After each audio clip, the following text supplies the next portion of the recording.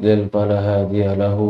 أشهد أن لا إله إلا الله وحده لا شريك له وأشهد أن محمدا عبده ورسوله لا نبي بعد. Alhamdulillah, segala puja dan puji syukur kita panjatkan hanya kepada Allah Subhanahu wa taala Rabbal alamin, serta salawat dan salam selalu tercurahkan kepada Nabi kita Muhammadin sallallahu alaihi wa ala alihi wa sahbihi wasallam, kepada keluarganya, kepada para sahabatnya, juga orang-orang yang mengikuti dan mencintainya sampai hari kiamat. Alhamdulillah, para hadirin jemaah, bapak-bapak dan ibu-ibu yang dimuliakan dan dirahmati Allah Subhanahu wa taala.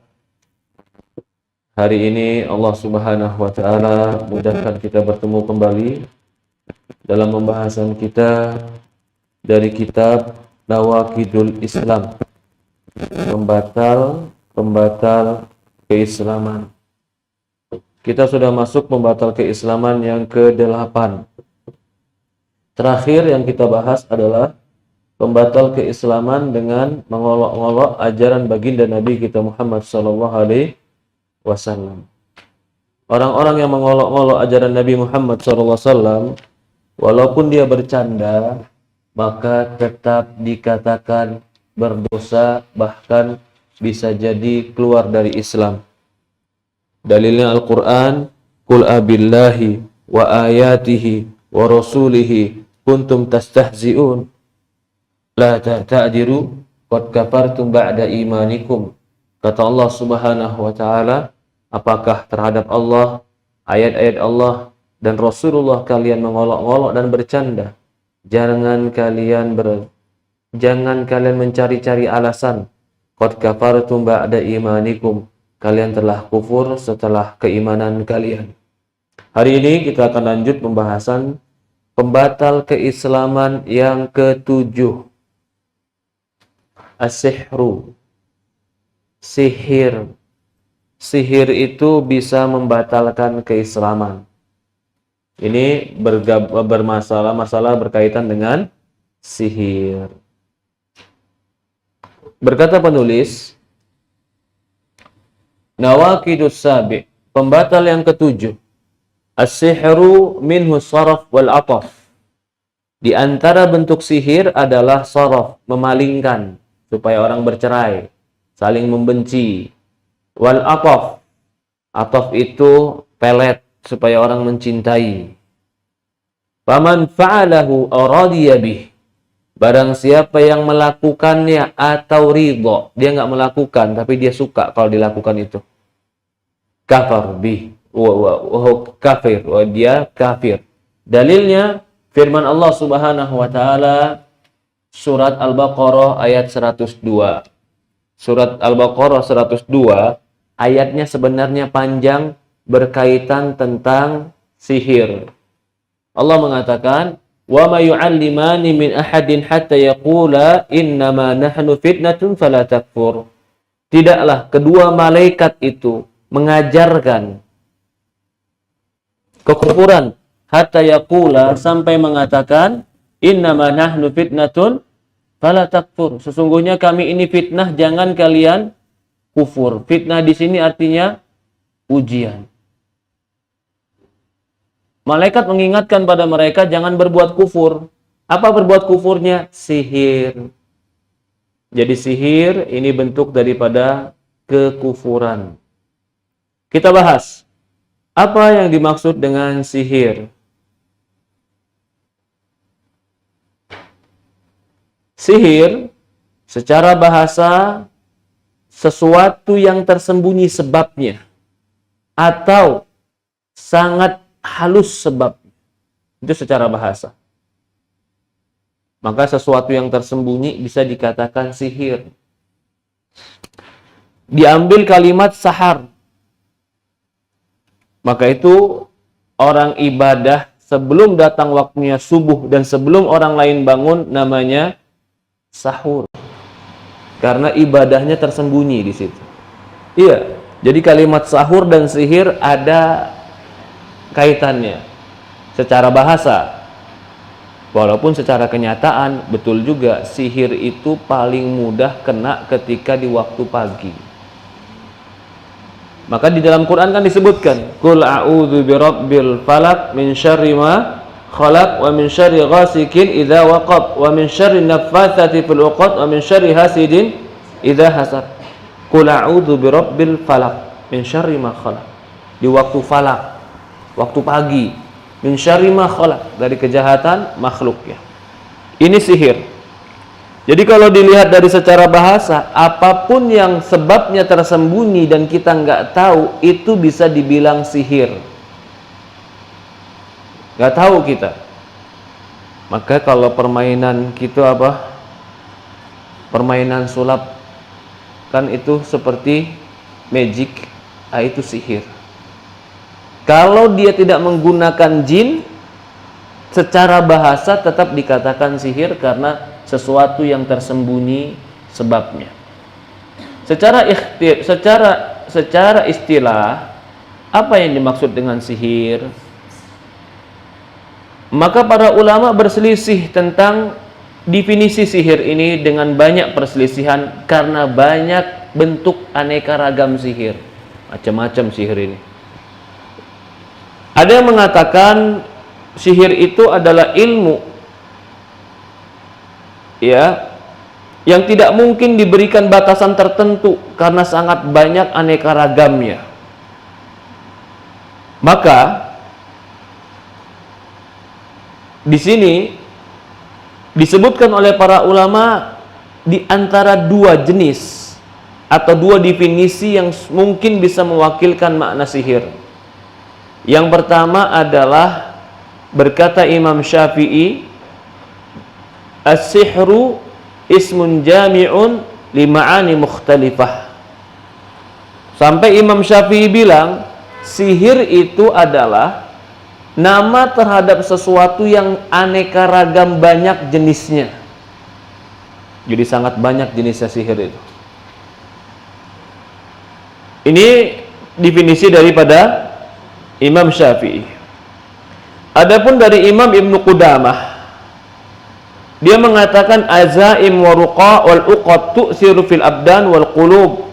Dia adalah jimat-jimat atau bacaan-bacaan atau ikatan-ikatan yang akan mempengaruhi kepada badan, hati, sehingga orang itu sakit atau membunuh, atau bisa jadi menceraikan antara pasangan, atau wa ya'khudhu ahadu zawjaini an sahibi, atau bisa jadi menyebabkan salah satunya pasangan tadi membenci. Ini sihir. Intinya sihir itu nggak bisa didefinisikan dengan satu kalimat, beraneka ragam dia. Bentuknya pun bermacam-macam. Ada yang minta tolong sama jin, ada yang tidak minta tolong sama jin. Kita akan bahas jenis-jenis sihir. Berkata ahli ilmu, nanti saya baca buku saya dulu, nanti baru kita baca buku yang di sana ya. Ya, di sini juga ada. Sihir adalah tentang sesuatu yang samar, yang tersembunyi. Kata ini adalah as-sahar, yaitu penghujung malam. Tadi kita bilang apa? Waktu sahur. Di buku ternyata ada. Masih terselubungi kegelapan malam, kemudian nampak sedikit dari sedikit sampai akhirnya menjadi terang. Sahur dinamakan sahur karena samarnya, gelapnya dan tersembunyinya.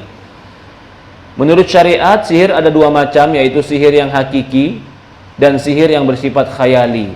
Coba, Syekh juga tidak di dalam buku, Syekh juga tidak memberikan definisi, tapi langsung memberikan jenis dan contoh. Karena bentuknya sangat banyak. Kita di sini langsung memasukkan ada 3 jenis. Ada yang pertama, bentuknya adalah bacaan-bacaan atau tulisan-tulisan yang dengan itu mengantar kepada sihir, meminta bantuan syaitan untuk memudaratkan orang yang disihir. Ini bentuk yang pertama. Jampe-jampe, bacaan, tulisan, apalagi yang bentuk-bentuk sihir. Ya. Ini sebagaimana Allah mengatakan, wattaba'u ma tatlu syayatinu ala mulki Sulaiman. Mereka mengikuti apa-apa yang dibacakan syaitan terhadap kerajaan Sulaiman. Jadi maksudnya gini, di tafsir Ibnu Katsir disebutkan di dalam surat Al-Baqarah ayat 102, kan Sulaiman itu hebat, bisa memerintahkan jin, bahkan memerintahkan binatang dan bicara kepada binatang. Bahkan ketika Sulaiman itu sudah meninggal sakit, dia berdiri dengan tongkatnya, jin semuanya mengerjakan perintah Sulaiman, ketakutan sama Sulaiman alaihissalam, Nabi Allah. Tiba-tiba tongkat yang dipakai oleh Sulaiman dimakan rayap, jatuhlah Sulaiman, meninggal. Saat itu jin baru sadar, ternyata selama ini mereka bekerja, Sulaiman udah meninggal, nggak tahu selama ini jin. Maka manusia ketika itu pengen belajar apa yang diajarkan oleh Sulaiman, atau belajar apa yang dilakukan Sulaiman, bisa ngatur jin. Maka mereka carilah, Sulaiman udah meninggal, di kerajaan Sulaiman, di ruangan Raja Sulaiman ada meja. Di meja itu ada tulisan. Mereka anggap tulisan buku inilah ajaran Sulaiman. Padahal Allah katakan, "Wa ma kafara Sulaiman walakinna syayatina kafar." Sulaiman gak kafir, tapi syaitan yang kafir. Bagaimana maksudnya? Ternyata tulisan itu ditulis oleh syaitan, diselipkan di bawah mejanya Sulaiman. Ketika orang dapat, orang menisbatkan kepada Sulaiman. Ini sebab turun ayat. Lihat ayat apa tadi? Surat Al-Baqarah ayat 102. Saya baca sedikit. Wattaba'u ma tatlu syayatin ala mulki Sulaiman. Mereka mengikuti apa-apa yang dibacakan syaitan terhadap kerajaan Sulaiman. Jadi mereka sangka mereka ngikutin ajarannya Sulaiman, padahal mereka ngikutin ajarannya syaitan, karena syaitan menyelipkan tulisan itu di bawah mejanya Sulaiman. Nah ini, sampai sekarang pun orang kalau belajar sihir selalu mengatakan sihir saya sihir Sulaiman, padahal Nabi Sulaiman tidak pernah mengajari sihir. Baca surat Al-Baqarah yang lebih lengkap di ayat 102. Ada yang buka? Dibuka 102. Arabnya dulu. Wattaba'u ma tatlu syayatinu ala mulki Sulaiman wa ma kafara Sulaiman walakinna syayatinu kafaru. Mereka mengikuti apa-apa yang dibacakan setan atas kerajaan Sulaiman, padahal Sulaiman tidak berbuat kafir, akan tetapi syaitanlah yang berbuat kafir. Apa berbuat kafirnya? Yu'allimunan nasa sihra. Syaitan mengajari manusia sihir. Pertanyaannya, kenapa syaitan dikatakan kafir di dalam ayat ini? Karena mengajari manusia sihir. Berarti belajar sihir adalah belajar kekafiran. Surat Al-Baqarah ayat 102. Tapi mereka ketika belajar sihir di zaman itu selalu bilang, apa yang mereka bilang? Kami tuh nggak ngikutin setan, kami ngikutin kerajaan Sulaiman. Allah yang bantah. Mereka nggak ngikutin Sulaiman, tapi mereka mengikuti setan, kata Allah. Wattaba'u ma tatlu syayatinu ala mulki Sulaiman. Mereka mengikuti apa-apa yang dibacakan setan terhadap kerajaan Sulaiman. Wa ma kafara Sulaiman. Sulaiman tidak berbuat kafir. Walakinna syayatina kafaru. Akan tetapi syaitanlah yang berbuat kafir. Yu'allimunan nasa sihra. Dengan mengajari manusia sihir. Berarti belajar sihir dan mengajarkan sihir hukumnya? Hukumnya? Kalau haram iya Pak, kafir. Kafir Pak. Kenapa? Karena Allah mengatakan, wa ma kafaru Sulaiman. Sulaiman tidak kafir, yang kafir itu syaitan. Kenapa? Karena syaitan mengajari manusia sihir. Lanjut ayatnya, apa katanya? Al-Baqarah ayat 102, apa lanjutannya? Hah?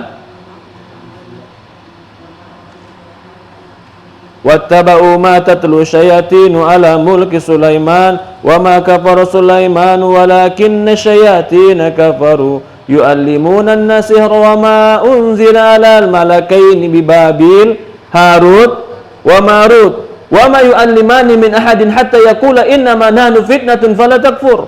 Tidaklah kedua mereka mengajarkan sihir kecuali mereka mengatakan, jangan kalian ikuti, sesungguhnya itu adalah kekufuran. Mengikuti ilmu belajar setan, kata malaikat apa? Kekufuran. Allah turunkan dua malaikat di Babil. Di mana di Babil? Babylon. Babylon di mana? Irak dan Iran. Dekat sungai Efrat. Dekat sungai Efrat itu, maka sampai sekarang di sana sihir luar biasa. Ini Sulaiman diajari sihir. Siapa yang belajar sihir? Mereka menganggap itu Yahudi. Yahudi mengklaim kami belajar sihir dari Sulaiman. Maka mereka pun belajar sihir. Orang Yahudi juga sihir yang luar biasa. Jadi ayat ini turun jelas mengatakan belajar sihir itu kafir. Apa bentuk sihirnya mereka? Lanjut ayatnya. Wa ma unzila 'alal malakaini bi Babil Harut wa Marut wa ma yu'allimani min ahadin hatta yaqula innama nahnu fitnatun fala takfur. Fa yata'allamuna minhuma ma yufarriquna bihi bainal mar'i wa zawji. Mereka belajar dari jin dan setan itu bagaimana menceraikan suami dan istri. Itu cuma contoh. Salah satu contohnya adalah menceraikan suami dan istri. Tapi apapun bentuk sihirnya, termasuk menceraikan usaha, membuat usaha nggak laku, termasuk juga pelet buat pasangan apa? Buat pasangan tergila-gila. Itu semua bentuk sihir. Haram, bukan lagi haram, bahkan kufur. Jadi ayat ini boleh dilihat. Di dalam ayat ini Imam Ibnu Katsir menjelaskan tentang sihir banyak sekali, dan beraneka ragam bentuk sihir dijelaskan oleh Imam Ibnu Katsir bahwasannya itu adalah perbuatan kufur. Ya, kita lanjut sedikit. Ini sihir yang pertama, yaitu sihir yang menggunakan jampe-jampe, bacaan-bacaan, tulisan-tulisan, rumus-rumus. Yang rumus-rumus itu ingin menghancurkan. Oh enggak Ustadz, yang ditulis Quran kok Ustadz. Coba lihat tulis Quran, bohong kalau tulisannya Quran. Bahasa Arab Ustadz, iya emang semua bahasa Arab Quran. Iya kan, pokoknya saya taunya bahasa Arab Quran Ustadz. Iya, jin Arab juga, dukun Arab juga pakai bahasa Arab. Nggak mungkin dukun Arab pakai bahasa Jawa, nggak mungkin. Jadi belum tentu semua yang tulisan Arab itu pasti Quran.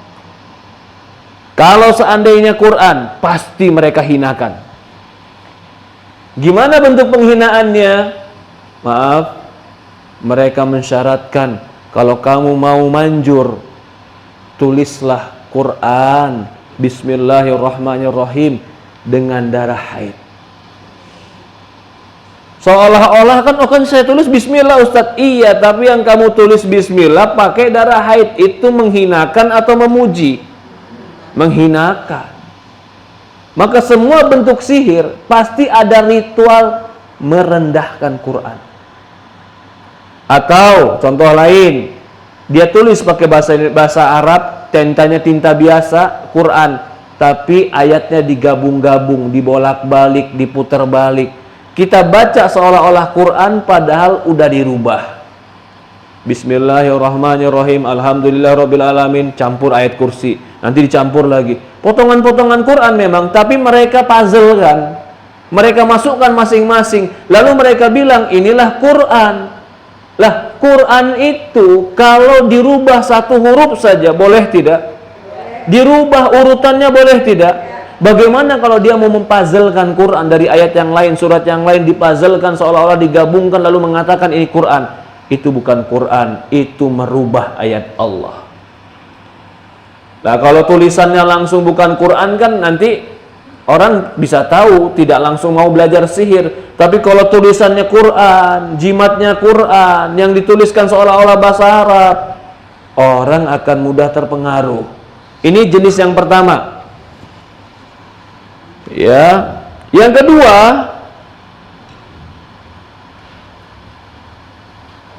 jenis yang kedua adalah dia berbentuk obat-obatan, ramuan. Dengan ramuan ini dia akan menyebabkan orang lain hilang akal, gila, sakit, ataupun mungkin bisa jadi orang tersebut dengan ramuan ini kelihatan hebat.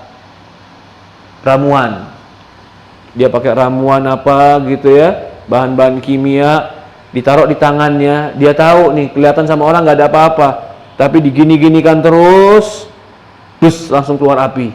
Orang heran, keluar api tangan, padahal ada bahan kimia di sininya.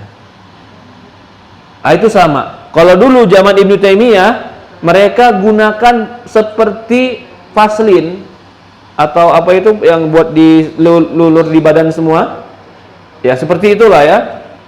Dahan, orang bahasa Arabnya bilang dahan, dilulurkan semua badan. Kalau udah pakai kimiawi itu dilulurkan badan, nanti dibakar api, apinya nggak kena kulit, cuman tempat bakar tadi itu saja. Jadi orang-orang tertipu, hebat dia udah bisa bakar api, sihir. Itu pakai obat-obatan. Jadi sihir itu nggak selamanya minta tolong sama jin. Terkadang dia gunakan obat-obatan dengan cara tertentu agar orang lain bingung. Maka dikatakan tadi syai'un khafiya sababuh, sesuatu yang sebabnya samar, nggak tahu kenapa. Ya. Wa adwiyatil aqaqir tu'athiru ala badan mashhur wa aqlu wa iradatu wa miluh. Bahkan bisa mempengaruhi akal, kehendak, keinginan dan kecenderungan hati. Fil badan wa bid'afi syai'an fa syai'an hatta yuhlik, sampai melemahkan badan sedikit demi sedikit, akhirnya dia mati. Wa tu'thiru fi aqli hatta yusulu bi ilal junun, bahkan bisa menyebabkan dia gila, atau bisa jadi merusak akal. Dia nggak gila, cuman dia ngayal aja. Ngayal, dihayalkan sesuatu yang terus memedihkan dia. Dihayalkan terus sesuatu yang memedihkan dia. Akhirnya yang tadinya dia bisa lupakan, dia jadi nggak lupa. Yang tadinya dia bisa tenang, dia tidak tenang. Jadi akhirnya dia gangguan dalam jiwanya. Ini bentuk yang kedua, yaitu apa? Dengan obat-obatan. Ya, ada yang seperti obat-obatan ya, kimiawi yang dia gunakan untuk menipu orang lain. Wa masir adwiyah wa tadkhin wa nawi falaysa bisir inna suyma sihran fa ala sabil majaz. Walaupun sihir-sihir yang menggunakan kecepatan tangan, kimiawi, tipu daya, itu sebenarnya walaupun secara hakikat betul itu bukan sihir, tapi secara bahasa tetap dikatakan itu sihir. Secara majaz dikatakan sihir karena itu. Bahkan namimah itu juga dikatakan sihir secara majaz. Apa itu namimah? Mengadu domba. Kenapa mengadu domba dikatakan sihir? Kita nggak tahu, kita sama orang baik, selama ini kita baik. Tiba-tiba kita ketemu dia marah, dia ngambek, dia benci sama kita. Kita bingung, kenapa sebabnya? Ternyata ada orang yang ngasih informasi jelek. Orang ngasih informasi jelek dalam Islam namanya namimah. Namimah itu bagian daripada sihir. Bagian daripada sihir. Bahkan penjelasan, dia pintar menjelaskan dengan kalimat diulang, ditata, berulang-ulang sampai pikiran orang hilang. Akhirnya orang itu terbawa dengan ucapan dia, sampai orang itu tersihir mau ngikutin ucapan dia. Rasulullah mengatakan innal bayana minal sihra, sesungguhnya ucapan itu sebagian daripada sihir. Jadi ada orang yang tersihir dengan ucapan. Nah, itu bukan sihir dari jin, tapi itu sihir yang mempengaruhi akal dan jiwa dengan sebab yang nggak diperjelas dan nggak tahu sebabnya. Nah, jadi di sini kita pahami, jangan hanya berpatokan yang namanya sihir itu selalu berkaitan dengan minta tolong jin. Walaupun benar minta tolong jin adalah inti dari sihir, tapi segala perbuatan yang disembunyikan sebab dan ketidaktahuan sebabnya, maka mempengaruhi jiwa dan akal, bisa dikatakan sihir. Namimah, ngadu domba, dikatakan sihir. Bayan, menjelaskan, orang mungkin sekarang dengan kalimat-kalimat apa? Bukan Pak, seperti orang sekarang kalimat hipnotis. Itu kan al-bayan, itu kan lisan. Rasul sudah mengatakan dari zaman dulu, innal bayana minasihri, minasihir. Sesungguhnya bayan, kamu jelas, dia nggak bisa orang menghipnotis pertama kali kecuali pasti harus mendengar ucapan orang yang menghipnotis. Dengarkan saya, perhatikan saya. Dia sudah dengar, kamu sekarang adalah seorang raja, langsung belagak jadi raja dia. Terhipnotis pikiran dia dengan bayan itu. Nah, ini apakah minta bantuan sama jin? Tidak, tapi ucapan-ucapan yang diberikan dengan keyakinan dan si pendengar pun mendengar dengan keyakinan dan terbawa hayalannya, jin masuk tanpa disadari. Rasul mengatakan innal bayan minal sihro. Maka itu para ulama menjelaskan apa hukum mempelajari hipnotis. Ini sedikit keluar dari sihir. Para ulama di Saudi Arabia kebanyakannya mengatakan haram mempelajari hipnotis.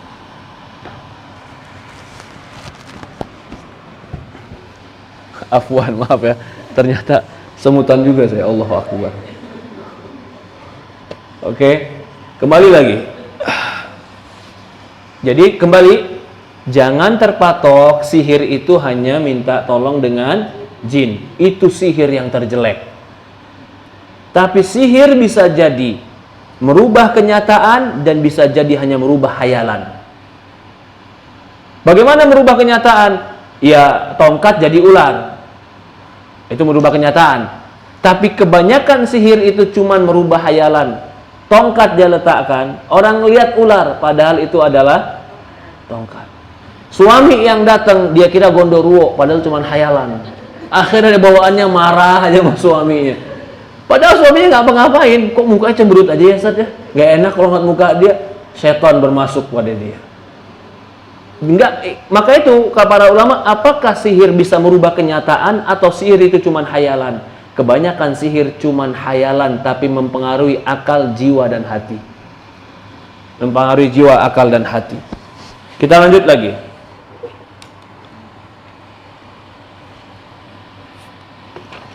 Di sini dikatakan, ini dia. Apakah sihir itu hakikat atau cuman hayalan? Maksud hayalan bukan berarti tidak ada ya.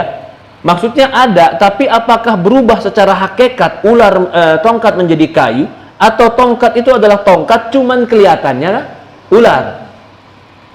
Atau tadi betul-betul suami jadi gondoruo, atau memang bayangan saja dihayalkan di kepala suami jadi gondoruo? Itu kalau sorof, memalingkan ya, memalingkan. Tapi kan ada juga sihir yang pelet. Bagaimana sihir pelet? Istri kelihatan cantik luar biasa, padahal nggak mandi 3 hari kelihatan cantik luar biasa sama suami. Apakah berubah betul-betul cantik atau kelihatan cantik aja, hayalannya cantik? Nah, ini disebutkan oleh para ulama. Ya. I'lam anna hadil mas'alah jara fi khilaf baina ahlussunnah wal mu'tazilah wa man faqah. Ketahuilah di masalah ini terjadi dialog antara ahlussunnah dan mu'tazilah. Ya, Abu Hanifah, Nu'man bin wadhaba 'ama ahlussunnah wal jamaah ila sihir qisman. Maka ahlussunnah wal jamaah berpendapat sihir ada 2 bentuk. Yang pertama, sihir yang hakikat mempengaruhi dengan jelas dan memberikan mudarat dengan izin Allah di dalam jasad orang yang disihir, dalam akalnya, keinginannya, bahkan bisa jadi dia menghilangkan keinginan dengan istrinya. Wa qad ishtara bainan nas wa syara wa dara taqata bihi asma' wujud aqal rajul an mar'atihi hina tazawwajaha fala yaqdir ala ityaniha. Bahkan bisa jadi dia menyebabkan laki-laki tadi kalau udah menikah nggak bisa datengin istrinya. Ini mungkin terjadi seperti itu. Maaf, mungkin dengan sihir itu akhirnya si suami nggak pernah mengalami atau tidak bisa mendatangi istri. Itu bisa terjadi hakikatnya. Yang kedua adalah yang cuman menghayalkan. Dalilnya adalah wasaharu ayunan nasi wastarhabuhum, surat Al-A'raf ayat 116. Ketika Fir'aun mengumpulkan tukang sihirnya, lalu tukang sihirnya disuruh sama Fir'aun lemparkan kayu, kayunya dilempar berubah menjadi ular. Pertanyaannya, apakah yang menjadi ular itu kayunya atau mata manusia melihatnya ular padahal dia kayu? Allah jelaskan di dalam surat Al-A'raf 116. Apa kata Allah? Saharu ayunan nas. Mereka sihir mata manusia, kelihatannya doang ular padahal tetap kayu. Wa yukhayyalu ilaihi min sihrihim anna tas'a, surat Toha ayat 66. Dihayalkan di kepala mereka bahwasannya seolah-olah itu ular yang bergerak. Berarti di zaman Musa tongkat tukang sihir tidak pernah menjadi ular, tapi dihayalkan seolah-olah itu ular. Dari sini dipahami bahwasannya sihir ada bentuk hakikat, ada bentuk khayalan. Betul-betul orang jadi sakit, ada nggak? Ada. Diperiksa di dokter nggak ada sakit. Sekarang saya tanya, ada nggak orang yang disihir tiba-tiba jadi sakit? Ada. Dan juga ada orang yang disihir seolah-olah dia sembuh padahal sakit. Ada yang kayak begitu. Hah? Bukan kayak hipnotis, ditutupi penyakitnya. Jadi kalau dia sakit, dia datang ke dukun ini, sembuh sakit dia. Dia pergi ke dokter, ketutup sakitnya. Seolah-olah dia langsung seger. Tiba-tiba 3 bulan dia meninggal. Diperiksa, enggak hilang penyakitnya, masih ada. Loh, kok kemarin kayak seger, kayak sehat ya? Ditutupi sama jin. Seolah-olah dia menjadi sehat. Ada orang yang dijadikan sakit dengan izin Allah, ada orang yang seolah-olah dijadikan sehat, tapi tidak sehat, kelihatannya sehat. Nah, ini juga cara pengobatan dukun. Kenapa ke dukun itu seolah-olah sembuhnya langsung masuk, begitu keluar langsung sembuh. Begitu nggak pernah ke dokter, nggak pernah ke dukun lagi 3 bulan, sakitnya balik lagi. Begitu sakitnya balik lagi, sama dukunnya disembuhin lagi. Udah nggak pernah balik lagi, dikirim lagi penyakitnya supaya dia balik lagi. Dan itu kenyataan. Iya, itu kenyataan seperti itu. Banyak orang seperti itu. Ini sihir. Maka sihir ada 2, sihir hakikat dan sihir hayalan. Nabi Muhammad pernah disihir. Tapi Nabi Muhammad disihir dengan hayalan. Dihayalkan oleh syaitan, Nabi Muhammad sedang mendatangi istrinya padahal dia tidak sedang mendatangi istrinya. Nabi Muhammad pernah disihir. Yang menyembuhkan Nabi Muhammad ba'dallah, Allah sembuhkan dengan diutusnya Jibril untuk meruqyah Nabi Muhammad SAW. Nah, kalau Nabi Muhammad saja mungkin kena sihir, maka kita pun mungkin kena sihir. Dengan pertolongan Allah kita harus banyak minta perlindungan. Dan sihir yang ada pada Nabi Muhammad itu tidak mempengaruhi akalnya dalam turunnya wahyu, tidak. Cuma mempengaruhi hayalannya saja. Dan itu pun disembuhkan oleh Allah dengan diutusnya Jibril. Apa dalilnya? Dalil yang pertama, sihir itu hakikat. Allah mengatakan, wa min syarrin naffatsati fil uqad. Dari kejelekan naffatsat, Nafas itu adalah tiupan-tiupan. Fil uqad, tiupan-tiupan yang diakatkan di dalam ikatan. Jadi Allah menggambarkan jelas di dalam Quran, yang namanya tukang sihir itu pasti punya benda yang dia ikat untuk ditiupkan menyihir orangnya. Orang sekarang bilang itu bukhul. Lalu di sini disebutkan nafasat. Yang nafas, yang meniupkan itu perempuan-perempuan yang meniupkan bukhul. Kenapa disebutkan perempuan? Bukankah dukun banyak laki-laki? Maka jawabannya, perempuan kalau udah jadi dukun dan kerja sama-sama syaitan lebih dahsyat. Lebih dahsyat. Kenapa? Karena ada waktunya mereka nggak sholat, ada waktunya mereka haid, ada waktunya mereka keluar sesuatu yang najis terus-menerus. Syaitan lebih mudah mendekati mereka. Maka dikatakan nafasat itu peniup. Kalau laki-laki nafas. Ini pakai tak di belakangnya, berarti perempuan yang meniupkan. Bukan berarti laki-laki tidak ada, laki-laki ada. Makanya kebanyakan itu dikatakan nenek lampir, jarang dikatakan kakek lampir.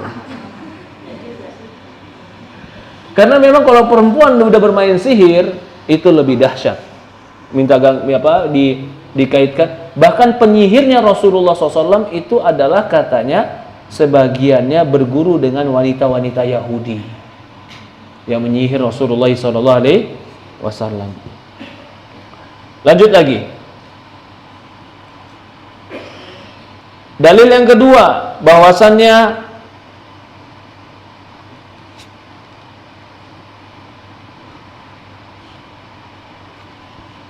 sihir itu hakikat. Allah berfirman, yu'allimunan nasa sihra. Mereka mengajari manusia itu sihir. Berarti sihir itu bisa dipelajari.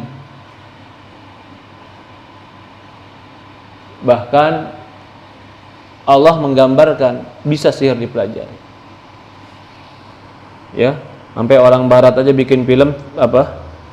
Untuk mengajari sihir. Harry Potter ya. Katanya perguruan belajar sihir. Allahu Akbar. Karena sihir itu dipelajari. Di sini pula bedanya sihir sama karomah. Ibrahim alaihissalam tidak terbakar api. Sihir atau karomah? Karomah. Kenapa buktinya? Dia nggak bisa ngajarin Ismail.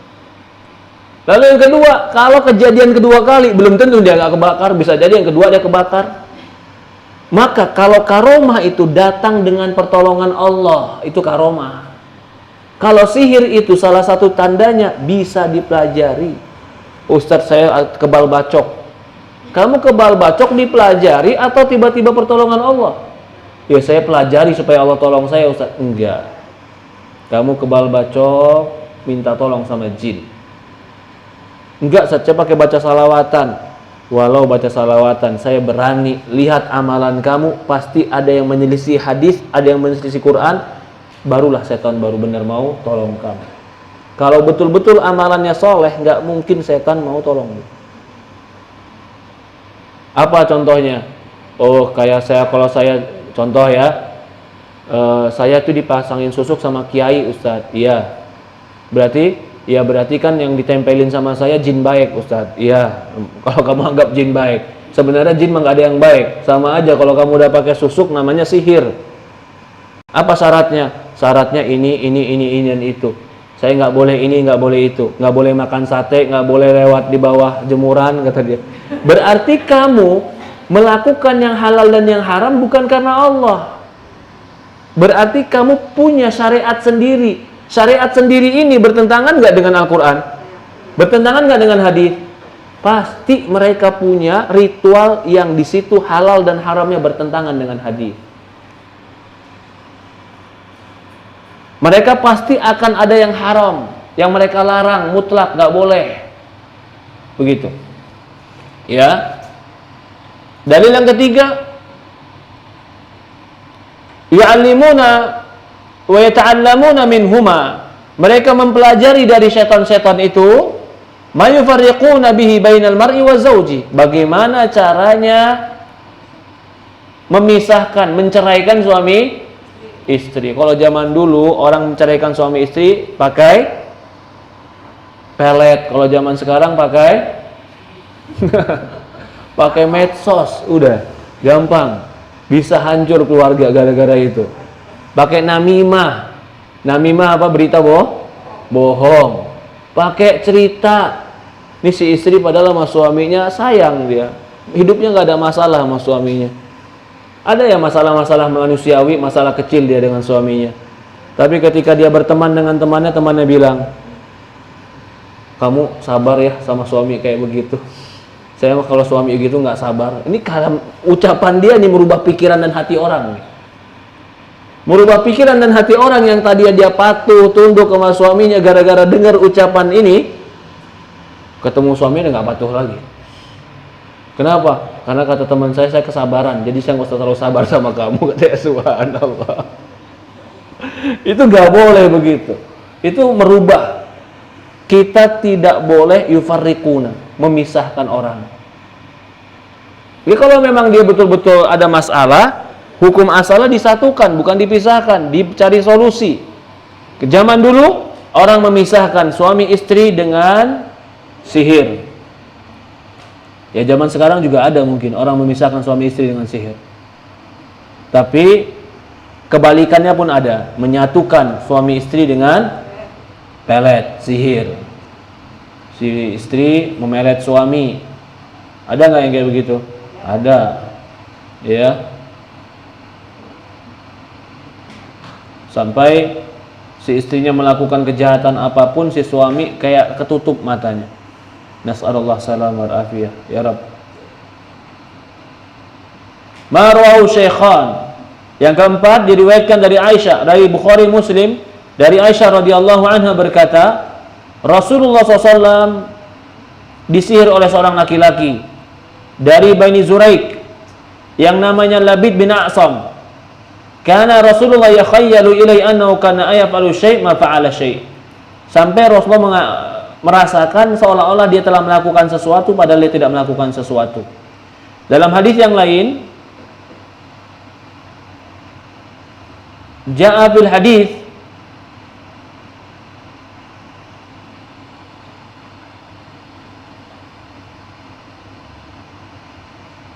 ketika Rasulullah kena sihir, datang malaikat bertanya, apa yang terjadi padamu? Dia telah dibuat sakit oleh seseorang.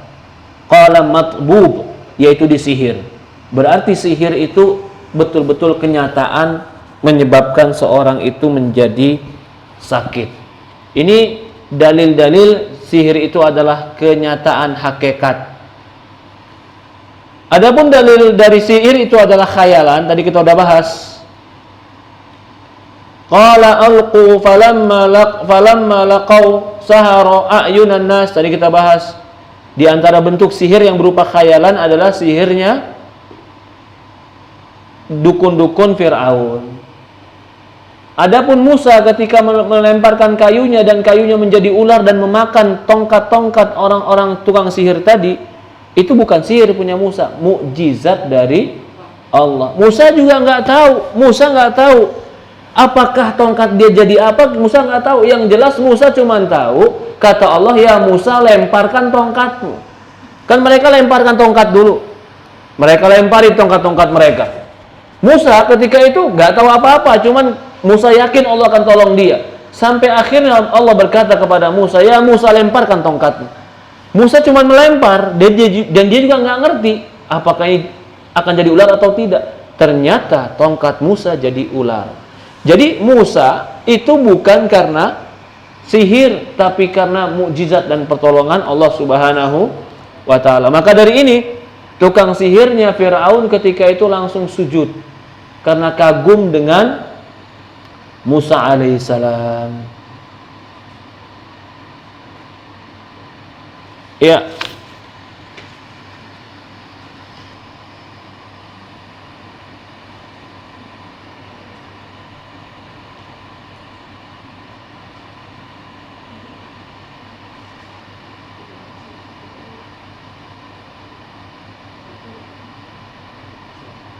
Kemudian pembahasan berikutnya disebutkan oleh para ulama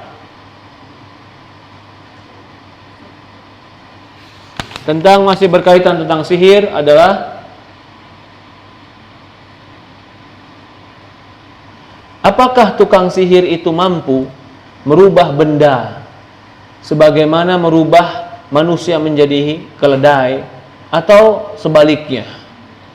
Maka di sini para ulama mengatakan anna ajma' muslimin ajma'u qatibah ala anna laisa fi sihir ma yaf'alu indahu inzalu jarat wal qamar wa dafadi. Sepakat tidak akan mungkin ada tukang sihir yang bisa menurunkan benda seperti menurunkan kodok, menurunkan belalang atau semakna dengan itu, enggak ada. Itu cuman hayalan dimatakan manusia. Ya. Oke. Kemudian apa hukum? Naam, wa tarfu la khilaf fi anna ta'thiru sihr yablughu tafriq baina ar-rajul wa imra'ati kal marad. Dan juga ada masalah yang tidak diperselisihkan para ulama tentang sihir yang mempengaruhi jiwa seseorang seperti sakit atau seperti bercerainya suami istri atau seperti celakanya seseorang. Celaka bisa jadi. Ya, orang lagi naik motor tiba-tiba pengen jatuh celaka. Kenapa? Ternyata dia lihat di motornya seolah-olah ada ular yang ngelilit. Padahal nggak ada ular. Gara-gara dia lihat bannya seolah-olah ini dilihat ular, ada ular, dia pengen hindarin. Akhirnya dia jatuh, padahal ularnya nggak ada. Itu namanya dikhayalkan, tapi jatuhnya kenyataan. Gara-gara dia melakukan hal tersebut. Ini tentang sihir. Lalu apakah hukum tentang belajar sihir dan mengamalkan sihir? Ini sekarang masalahnya. Ikhtilaf ulama tentang ini ada 3 pendapat. Yang pertama, mereka mengatakan kafir yang belajar sihir. Sama saja dia mempelajari sambil meyakini haramnya atau bolehnya. Ini pendapat dari Abu Hanifah dan Imam Malik, Imam Ahmad. Juga diriwayatkan oleh Ali bin Abu Thalib radhiyallahu anhu dan disorojikan oleh Ibnu Qudamah. Ini pendapat Imam Dahabi dalam kitab Al-Kabair. Ya. Berkata Imam Malik, mempelajari sihir dan mengajarkannya kufrun wa illam ya'malu bih, walaupun tidak diamalkan. Dengan belajarnya saja bisa menjadi kufur. Dengan belajarnya saja dia bisa menjadi kufur walaupun tidak diamalkan. Ini pendapat siapa? Imam Malik. Yang kedua, mereka berdalil dengan satu, dalilnya firman Allah surat Al-Baqarah 102 tadi. Wattaba'u ma tatlu syayatinu ala mulki Sulaiman. Mereka mengikuti apa-apa yang dibacakan syaitan terhadap kerajaan Sulaiman. Wa ma kafara Sulaiman. Sulaiman tidak kafir. Walakinna syayatina kafaru, akan tetapi yang kafir itu syaitan. Wa ma yu'allimani min ahadin hatta yaqula innama nahnu fitnatun fala takfur. Dan keduanya tidak mengajarkan sampai mengatakan sesungguhnya kami ini fitnah. Jadi Allah adakan juga sihir tujuannya untuk fitnah, menguji manusia. Ustaz, kalau Allah nggak ridhoi kok bisa Ustaz? Berarti kan Allah ridhoi. Belum tentu yang terjadi pasti Allah ridhoi. Saya berobat ke dukun Ustaz. Iya. Lalu saya berobat sembuh. Berarti kan kesembuhan saya Allah ridhoi Ustaz. Kalau seandainya dia salah kan nggak mungkin saya sembuh Ustaz. Nah, benar nggak pikiran kayak begini? Nggak benar. Kenapa nggak benar? Apakah kita sembuh berarti Allah ridhoi cara pengobatan kita? Belum tentu. Loh, kalau gitu kenapa Allah sembuhkan Ustaz? Innama nahnu fitnah. Tujuannya menguji manusia. Tidak semua yang terjadi itu pasti Allah ridhoi, tapi semua yang terjadi itu dengan kehendak Allah. Bedakan kehendak, bedakan ridho.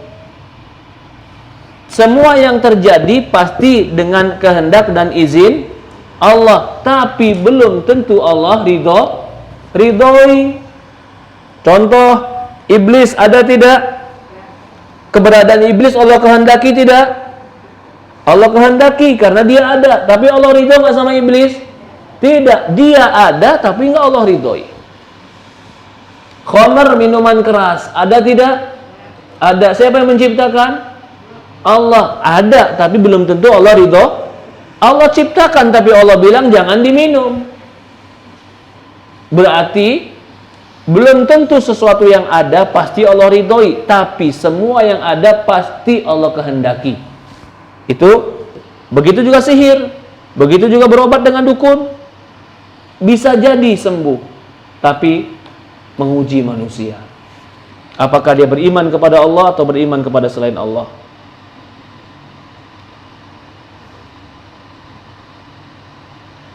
Juga dalil surat Al-Baqarah ayat 103. Walau annahum amanu wa taqaw lamathubatun min indillahi khair law kanu ya'lamun. Kalau seandainya beriman dan bertakwa, pasti mereka diberikan pahala di sisi Allah. Apa kaitannya? Setelah Allah sebutkan tentang sihir di 102 Al-Baqarah, Allah mengatakan di 103-nya kalau seandainya mereka beriman. Berarti pemahamannya mereka beriman tidak? Tidak, karena di 103-nya dikatakan walau annahum amanu, kalau seandainya mereka beriman. Berarti mereka tidak beriman. Siapa? Yang main sihir. Ini pendapat yang pertama. Ya,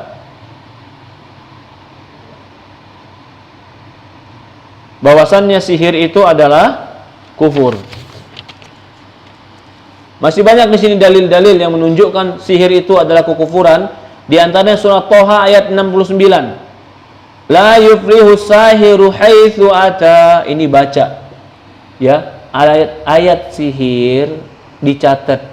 Thaha ayat 29. Al-Baqarah ayat 102, 103. Juga diantaranya adalah Yunus ayat 68, 70. Kenapa ini dibaca? Kenapa ini dibahas? Ayat-ayat sihir ini salah satu cara mendeteksi orang itu kesurupan karena diganggu jin atau diganggu sihir adalah mendeteksinya dengan membaca ayat-ayat sihir. Kalau dia lebih terkena dengan ayat-ayat yang bukan sihir, berarti memang gangguan jin iseng sama dia. Tapi ketika dibacakan ayat Al-Baqarah 102, dibacakan juga surat Thaha ayat 69, tambah panas dia, tambah berontak dia, berarti ada indikasi dia terkena sihir. Ya, yang paling tidak tadi surat Al-Baqarah ayat 102. Wattaba'u ma tatlu syayatinu ala mulki Sulaiman. Oke. Berikutnya.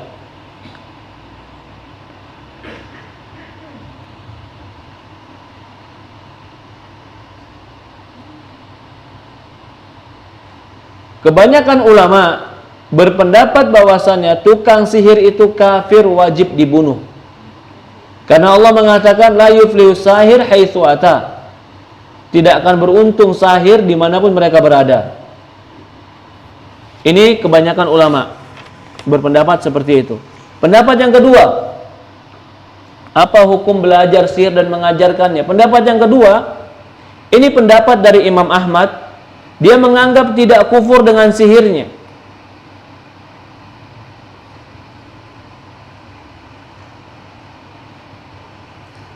Ma yadullu ala annahu la yukaffir fa innal hanbalan rawahu anhu qala a'mi fil arraf wal kahin ara an istatab min hadhihi afail innahu indi fi ma'na murtad fa in taba wa raja yani yakhla sabilahu wa qalat qultu lahu yuqtal qala la yuhbas la'alau yurja fa qultu lahu lima lam naqtul qala idza kana yusalli la'alau yatubu wa yarji' indaha. Jadi di sini Imam Ahmad berdalil orang yang sihir tidak kufur itu karena bisa jadi mereka rujuk, dia bertobat, maka dia tidak menjadi kafir. Ini diantara yang mengatakan tidak kafir. Yang ketiga mengatakan ini pendapat Imam Syafi'i, apakah belajar sihir itu kafir atau tidak?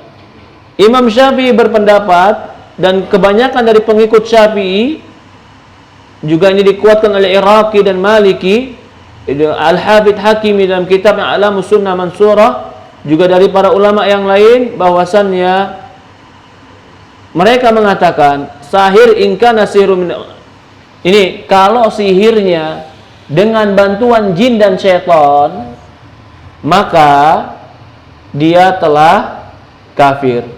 Baik itu perbuatan atau ritual yang minta tolong dengan syaitan, maka itu kafir. Kalau sihirnya cuman menggunakan bahan-bahan kimiawi tadi, obat-obatan, bukan minta tolong dengan sihir, bukan minta tolong sama jin, sama syaitan, tapi dengan obat-obatan dia nipu orang. Yang seperti ini tidak dikatakan kafir. Ya. Ini pendapat yang lebih kuat. Jadi kalau ditanya apa hukum belajar sihir, kita tanya dulu sihir yang gimana.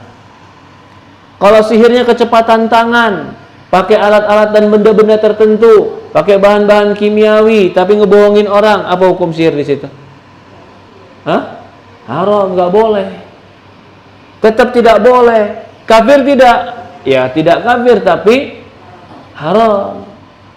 Kalau minta tolong sama jin, kafir. Kita nggak boleh. Maka di sini menonton acara-acara seperti itu pun para ulama mengatakan tidak boleh.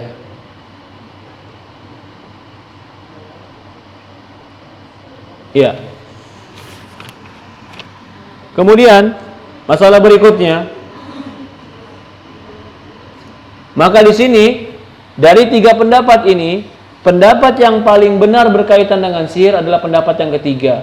Kita tanya bentuk sihirnya gimana.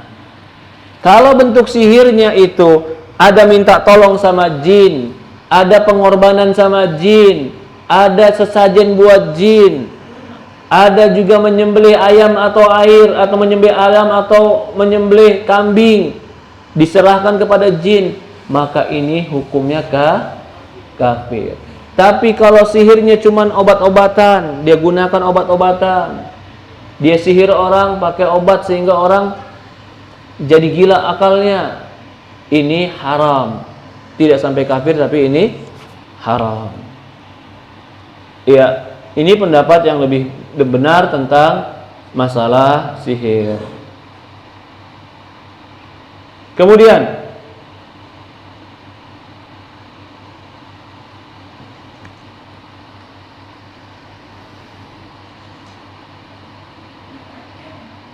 maka kata Syekh, sebenarnya dua pendapat ini tidak saling bertentangan.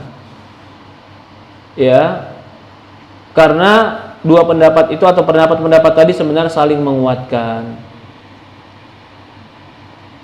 Wa qad nazzala 'alaikum fil kitabi an idza sami'tum ayati la yukfaru biha aw istahza'u biha fala taqudu ma'hum hatta yakhudu fi haditsin ghairi innakum idza mithlakum. Wa qad nazzala 'alaikum fil kitab, telah diturunkan kepada kalian dalam kitab, jika kalian mendengar ayat-ayat Allah dikufurkan atau diolok-olok, jangan kalian duduk di majelis itu sampai mereka merubah objek pembicaraan mereka.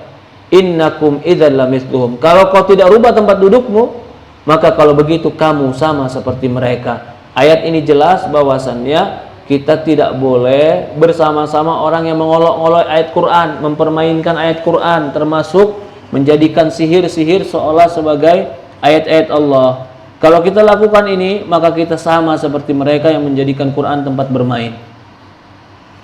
Ya Allah, kita kembali kepada buku sekarang. Baru kita kembali kepada buku. Kata Syekh, sihir itu ada dua macam. Sihir yang hakikat benar-benar terjadi, sihir yang bersifat ilusi dan hayalan. Adapun yang bersifat hayalan ialah sihir yang dapat berpengaruh pada pandangan dan penglihatan. Maka orang yang melihat sesuatu yang berada dengan kenyataannya termasuk dalam sihir jenis yang pertama. Ialah sihir yang telah disebutkan dalam surat Al-Falaq ayat 14. Juga ada orang sihir toko. Toko orang disihir, setiap orang lewat kayaknya tokonya tutup terus. Ada yang begitu tidak? Ada. itu sihir hayalan itu. Ini juga termasuk bentuk daripada kesyirikan. Kenapa bentuk kesyirikan? Karena ada ritual yang diberikan kepada selain Allah. Apa saja ritual? Ya macam-macam. Tergantung permintaan jin. Ada jin mobil saya hilang. Oke. Cariin mobil saya ya jin. Oke, kata jin. Tapi gimana? Potong ayam. Ayamnya gimana jin? Ayam yang hitam semua, kalau bisa darahnya juga hitam. Akhirnya dia menyembelih. Menyembelih ibadah bukan? Ibadah. Fasholli li rabbika wanhar. Salatlah buat Allah dan sembelihlah untuk Allah. Ketika dia menyembelih buat jin supaya jinnya mau jalan nyariin itu mobil, maka menyembelih buat jin syirik. Nah, ini bedanya. Bedanya orang sekarang main sihir dengan jin dengan bedanya ya Nabi Sulaiman alaihissalam. Di mana bedanya? Nabi Sulaiman nyuruh jin dalam keadaan jinnya rendah hina takut sama Sulaiman. Sulaiman berdiri saja, mereka semuanya kerja bakti ngebangunin istana buat Sulaiman. Padahal mereka nggak tahu Sulaiman sudah mati sambil berdiri. Taunya gara-gara tongkatnya dimakan rayap, Sulaiman jatuh, baru mereka sadar. Akhirnya mereka berhenti bangun istana. Jadi Sulaiman memerintahkan jin dalam keadaan jin yang terhina. Kalau orang sekarang memerintahkan jin dalam keadaan jin yang disembah, dia yang hina. Apa buktinya? Nggak boleh tidur. Kalau kamu tidur sedetik aja, ritual ini gagal. Nah ini biasa kayak begitu. Karena apa? Kamu harus 2 hari 2 malam nggak tidur. Kamu tidur sedetik aja, ritual kamu gagal. Itu sering terjadi. Kenapa? Karena memang tujuannya supaya gagal aja sudah. Siapa yang bisa 2 hari 2 malam nggak tidur sedetik? Maka ketika nggak berhasil, nanti dukunnya bilang, pasti kamu tadi malam ada sedetik kamu tidur, kata dia. Ya karena memang begitu. Itu penipuan semuanya. Atau tidak boleh makan ini, tidak boleh makan itu, atau melakukan sembelih ini, sembelih itu, sesajen ini, sesajen itu. Bahkan ada ini di Jawa Tengah, ada sebuah kubangan air lah, danau lah ya. Diyakini danau ini kalau yang mandi di situ malam hari akan jadi kaya. Iya. Dan anehnya banyak orang percaya, subhanallah, astagfirullahaladzim. Dan yang lebih parah lagi apa? Mandinya harus mandi wajib. Dan mandi wajibnya harus hubungan intim bukan dengan suami. A'udzubillah, iblis. Itu setan semua udah dalamnya. Dan ternyata ada yang mengerjakan itu. Allahu Akbar, la ilaha illallah. Jadi betul-betul terang-terangan mengajak yang haram, orang ikut. Apalagi yang haramnya dipolesin pakai salawat, dipolesin pakai puasa. Enggak, Ustaz, saya suruh puasa Pak. Puasa apa? Puasa putih. Maksudnya saya nggak boleh makan apa-apa kecuali yang putih-putih aja. Itu nggak, bukan puasa. Itu bukan puasa namanya. Namanya puasa tahan makan, tahan minum. Ketika kamu meyakini kamu cuman boleh makan yang putih-putih aja, berarti kamu sudah tidak sesuai syariat Islam. Setan senang kalau kamu sudah tidak sesuai syariat Islam. Ya. Yang jelas itu hampir dipastikan semua perbuatan sihir ada ritual untuk jin. Ada ritual untuk jin. Maka ada yang dibilang mahar, harus bayar mahar. Apa maharnya? Ya macam-macam, ada ayam, ada uang, ada kambing, maharnya ada kambing. Ada juga maharnya berupa ketaatan, ibadah. Walaupun hanya seekor lalat kita berikan kepada jin untuk bentuk ketaatan, haram hukumnya. Tidak boleh. Ini yang berkaitan dengan sihir. Lanjut lagi.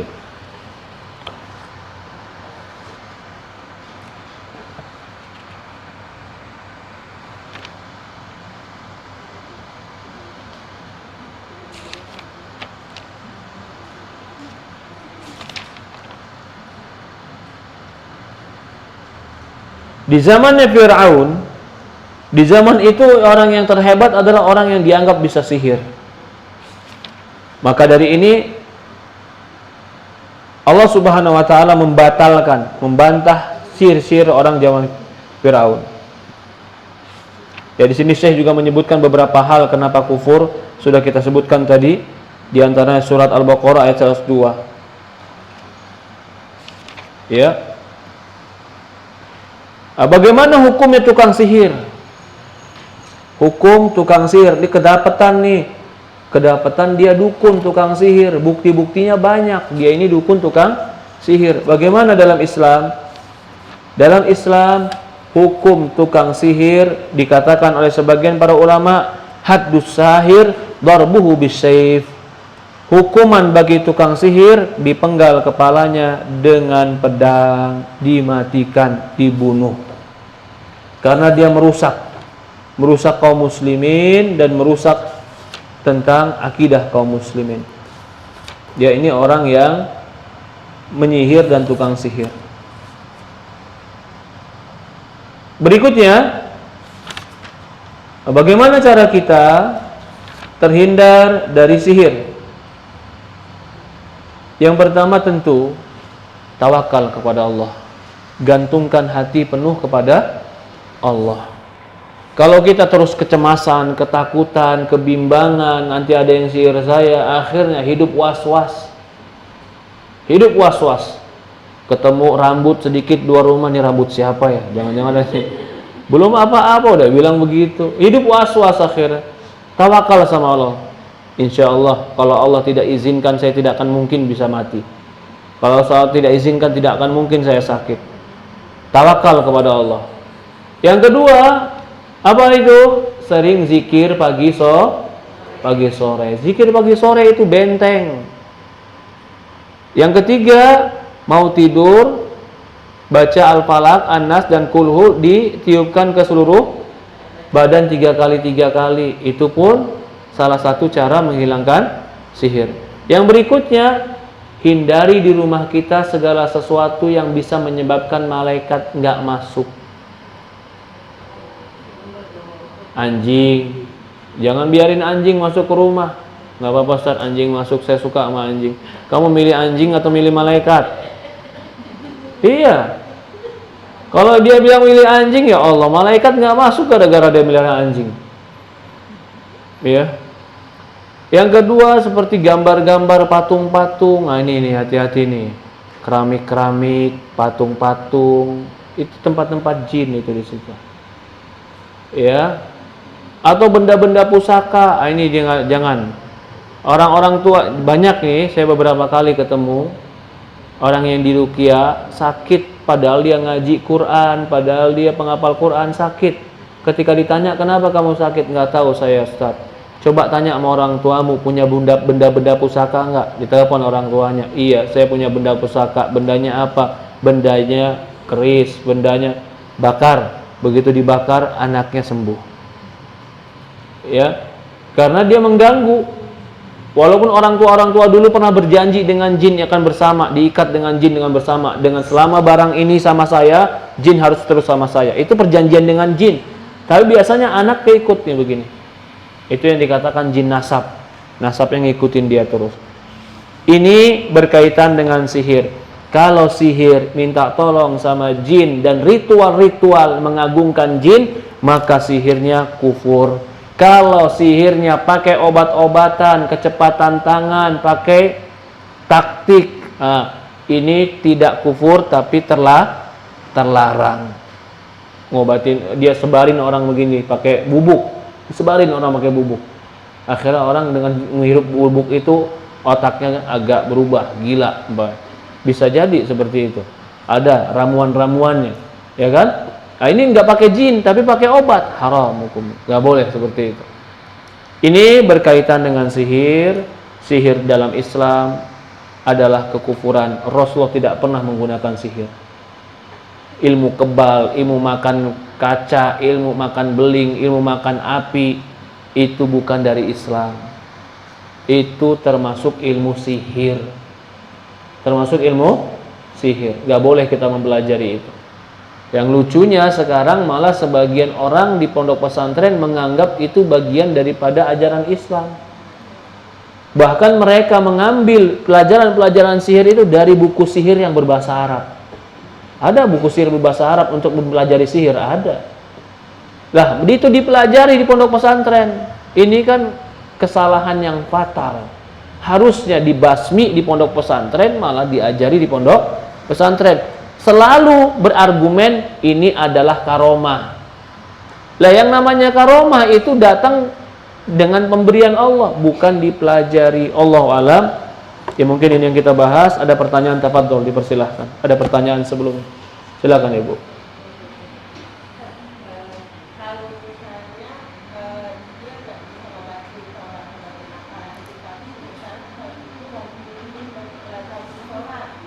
Gimana, Bu?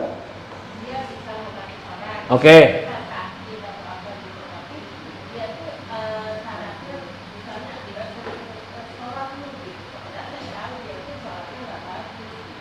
Sering sholat, Bu, katanya gitu.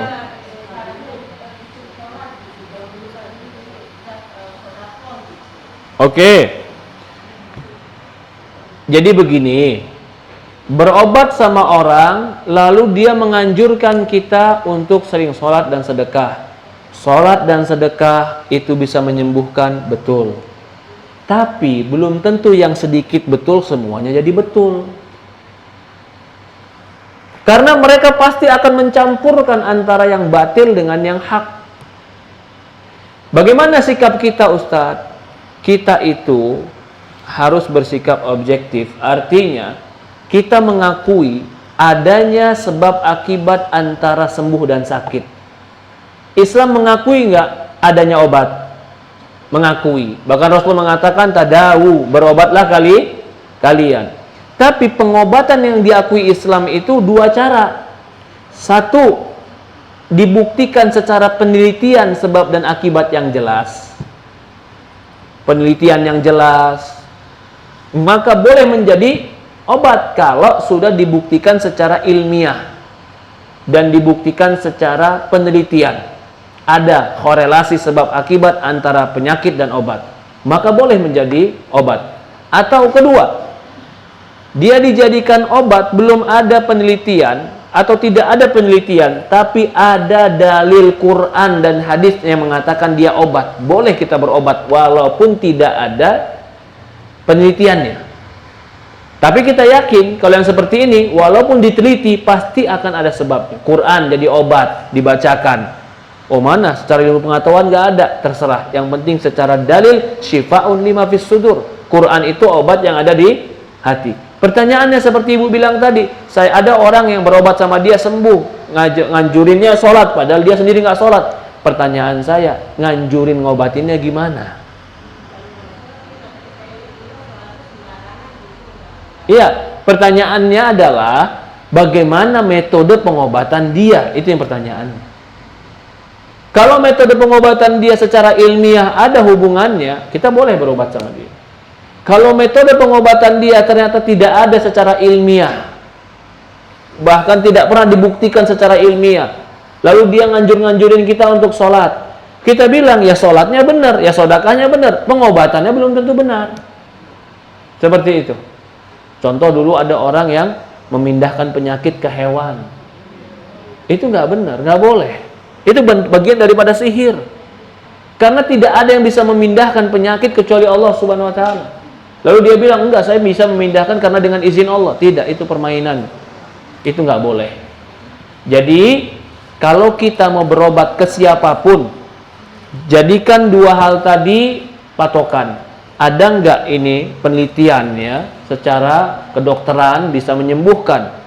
Atau jika tidak ada penelitian secara kedokteran, adakah dalil Quran atau hadis yang menganjurkan dan membolehkan? Jika tidak ada, maka hati-hati dengan berobat yang belum tentu memberikan manfaat atau belum tentu menolak mudarat. Allah musta'an. Ya, silakan Ibu. Oke, daun bidara dijadikan tempat ruqyah, betul. Adakah dalilnya, Ustadz? Ternyata itu dalilnya tadi kita bilang uji coba. Jadi para ulama telah menguji coba, kalau diruqyah dengan daun bidara yang di daun itu dicampurkan ke air lebih dahsyat, maka itu uji coba. Tadi kita bilang menentukan obat itu pertama uji coba, kepastian, atau yang kedua apa? Dalil. Daun bidara itu uji coba para ulama. Ya, ada lagi yang lain? Silakan. Silakan Ibu. Ya.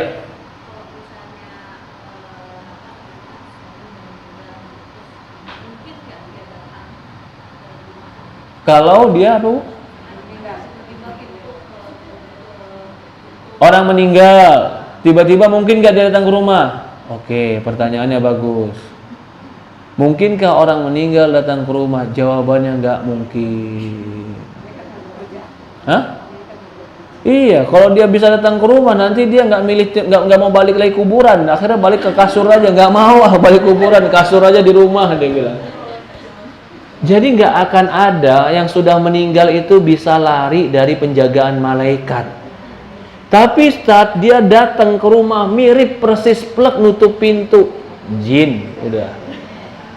Karena jin pengen ganggu akidah kita.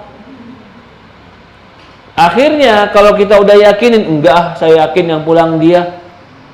Biasanya kamu ngeliat dia kapan? Saya biasanya ngeliat malam Jumat. Ya udah, sebelum dia datang besok malam Jumat saya bikinin kopi kesukaan dia. Karena udah meyakini ruhnya datang, sehingga pengkultusan kepada ruh. Agama yang mengkultuskan kepada ruh itu bukan agama Islam. Islam tidak mengkultuskan ruh. Agama yang mengkultuskan kepada Islam itu agama orang zaman-zaman dulu, agama yang menyembah nenek moyang, kita enggak.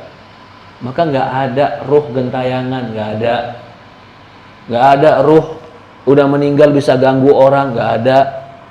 Enggak ada ruh udah meninggal masih pakai baju seksi, enggak ada. Kalau seandainya dia bisa tobat, dia tobat dulu, dia nggak mau pakai baju seksi. Masa udah meninggal jadi si manis jembatan Ancol, bajunya tetap ganggu orang. Allahu Akbar. Itu nggak ada yang begitu, itu bohong semuanya. Jadi orang meninggal tidak ada yang bisa kembali ke rumahnya. Allah musta'an. Ya, ada lagi yang lain? Silahkan Ibu.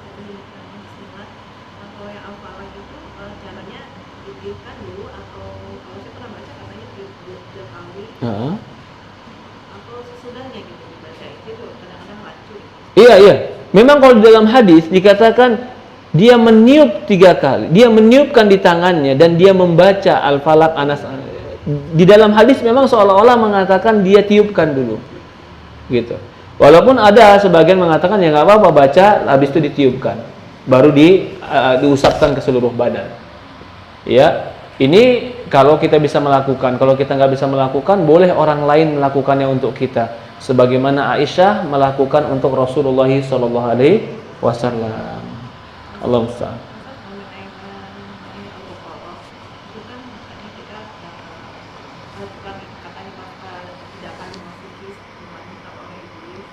Kenapa? Surat Al-Baqarah.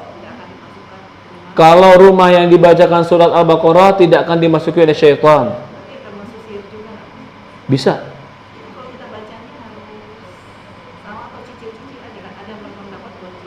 Ya, boleh dicicil surat Al-Baqarah. Kita baca surat Al-Baqarah karena syaitan tidak akan pernah masuk di dalam rumah yang di dalamnya ada surat Al-Baqarah. Termasuk orang yang sering zikir pagi petang. Jadi ada kisah seorang tukang sihir sebelum dia bertobat kepada Allah, dia ingin menyihir seseorang. Dia perintahkan jin untuk pergi ke orang itu, sihir dia. Itu jin selalu nggak ketemu, nggak ada orang di rumahnya. Ada kata dukunnya, aku lihat dia ada di rumahnya, tapi jin nggak pernah lihat dia. Ternyata itu orang sering baca zikir pagi sore, baca Al-Falaq, baca